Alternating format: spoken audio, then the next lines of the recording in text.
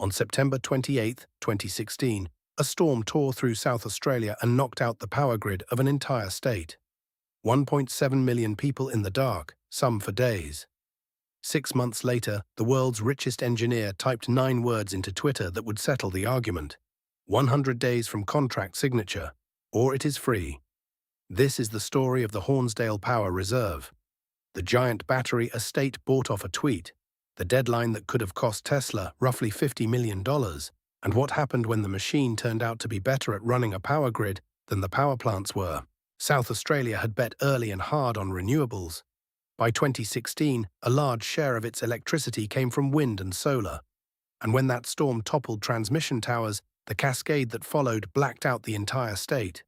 Politicians blamed wind power. Engineers pointed to a harder truth.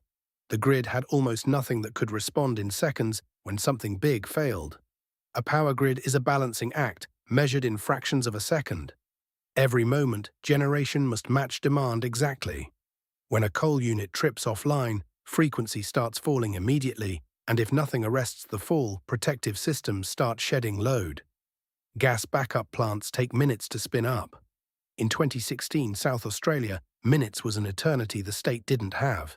The state needed something that could catch a falling grid instantly. In early 2017, that technology barely existed at scale anywhere on Earth.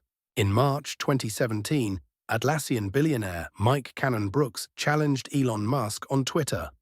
Was Tesla serious that batteries could fix South Australia's grid? Musk's reply became the contract. Tesla would deliver a 100-megawatt battery system within 100 days of signing, or it is free. Free, in this case, meant Tesla eating a bill in the neighborhood of $50 million. The result was the Hornsdale Power Reserve.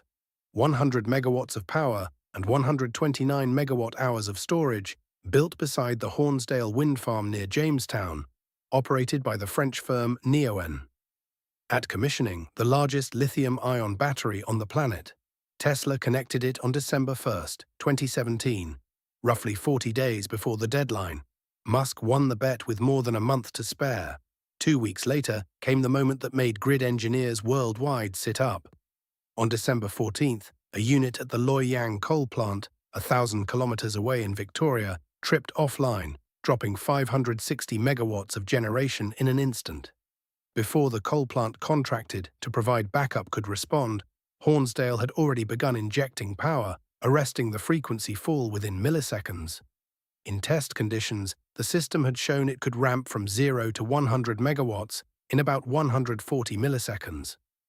Against the 10 to 30 minutes, a conventional backup generator can need to come online. The grid's rule makers literally had no category for a machine that fast. Their systems measured response in seconds, not milliseconds. The skeptics' real question was money. A battery that big had never had to pay for itself. It did, faster than almost anyone predicted.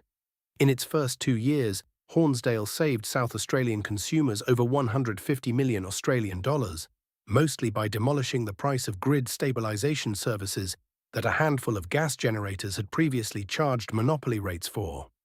The battery cut the cost of those ancillary services markets by tens of millions of dollars a year, in some categories by around 90%. It worked well enough that in 2020 the owners made it bigger, an expansion to 150 megawatts and 194 megawatt-hours. And the honest caveats matter. Hornsdale stores about an hour and a quarter of its full output. It is a sprinter, not a marathon runner. It cannot power the state through a windless week. What it does is buy the grid seconds and minutes, which turned out to be the most valuable product on the market. Hornsdale stopped being the world's biggest battery years ago, which is exactly the point. The bet's real payoff wasn't one project in Jamestown. It was proof, priced in public, that grid batteries work and pay. Today, big batteries modeled on Hornsdale's playbook are standard equipment on grids from California to Queensland. And South Australia, the state that went dark in 2016, now routinely runs on some of the highest shares of wind and solar of any grid in the world, with batteries catching the falls. One tweet, 100 days, and the grid's rulebook has been rewriting itself ever since.